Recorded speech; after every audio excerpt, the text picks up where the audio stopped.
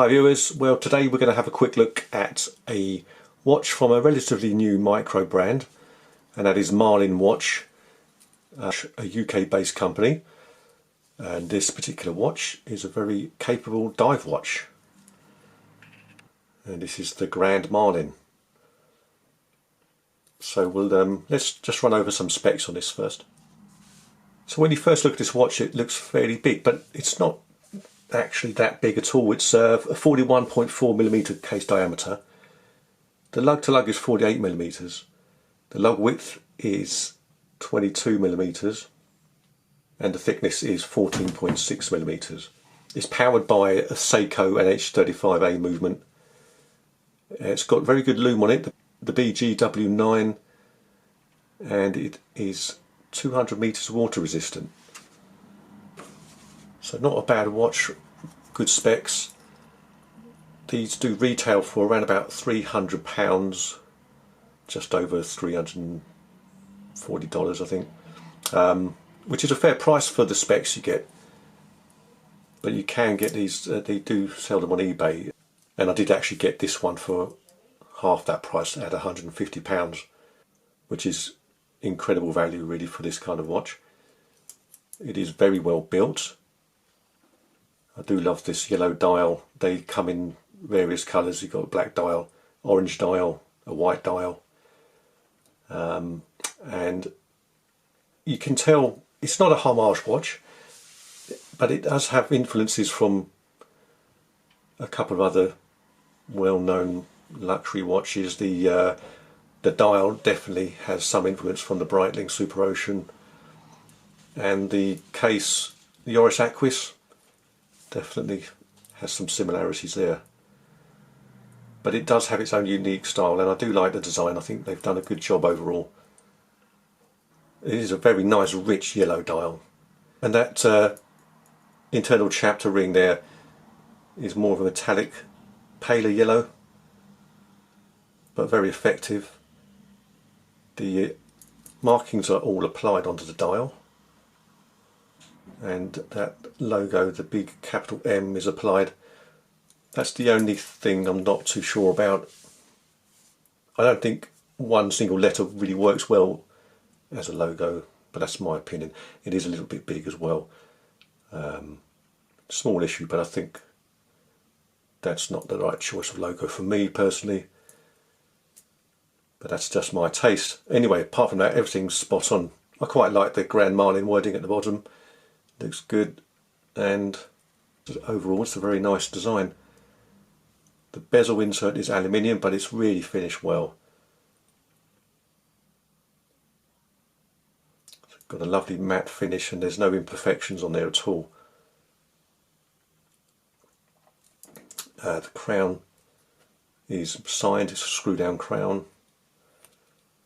Very good movement actually, nice slick movement. Silky smooth action. Yeah, really good. The date change, solid as well. And there's no gritty feeling on the crown movement, which I like. It does feel well made, it engages well into the threads, and it's a good job overall. That the bezel is 120 clicks. Nice movement.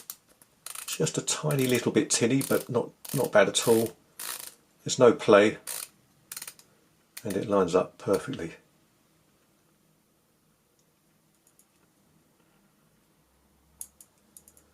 The case itself is mostly brushed polishing on the sides. In fact, it's all brushed polishing. You've got the integrated bracelet there, you can see. Then screwed into the lugs holes, and yeah, like I say, it's very similar to the Oris Aquis, but a nice chunky angler case.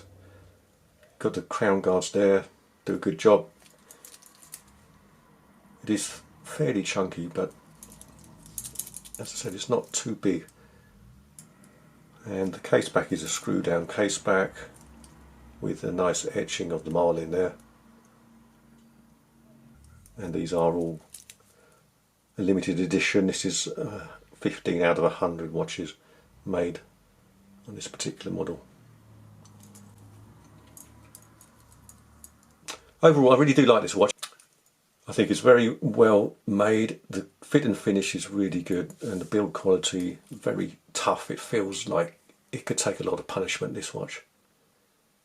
The bracelet is good as well. I quite like the polished outer links with the brushed centre links, and it does sort of taper down and then slightly tapers back out again. It's well finished. It's quite a solid bracelet. It doesn't feel too rattly. A little bit of lateral movement there, but not too bad at all. The links are just held with push pins. The clasp, nice milled clasp there, and then this fold over section here, and it is signed as well. But not a bad bracelet at all, actually. Right, I'll just put it on the wrist, show you how that looks. I think that sits well. My wrist is 7 inches and it doesn't feel too big in any way at all. It's quite a short lug to lug distance, so that makes it sit even better. It does sit fairly tall, but apart from that, it's quite compact. I love the double domed sapphire crystal. That looks great. Anti-reflective as well. As I said, the specs on this watch are not bad at all, and it's very comfortable. Yeah, looks good. Like that. Right, let's have a quick look at that lume now. And that is very bright. It lasts quite a long time. Do like that blue colour with the BGW9, and the lume pip as well at the top there, just helps. Nice one. Okay, I'm just going to zoom in on the dial. Let's look at that in a bit more detail. Yeah, that looks very good. The printing is very crisp and clear, and the markings all are really well applied. Very nice sharp edges. Very nice bold markings, and as you can see, they're all filled with lume. I love the second hand. I like that red. I always like to see a touch of colour like that. It's very smart. As I said, very similar to Breitling. And you've got the little Marlin tail on the end of the second hand, which is a nice touch.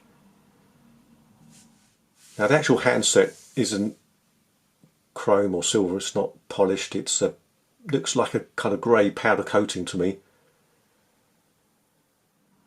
And as I said earlier, the bezel insert really well finished, very clean, crisp, no imperfections there at all.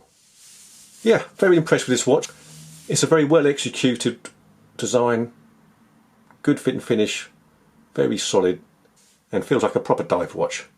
I don't think there'll be any problem swimming with this underwater.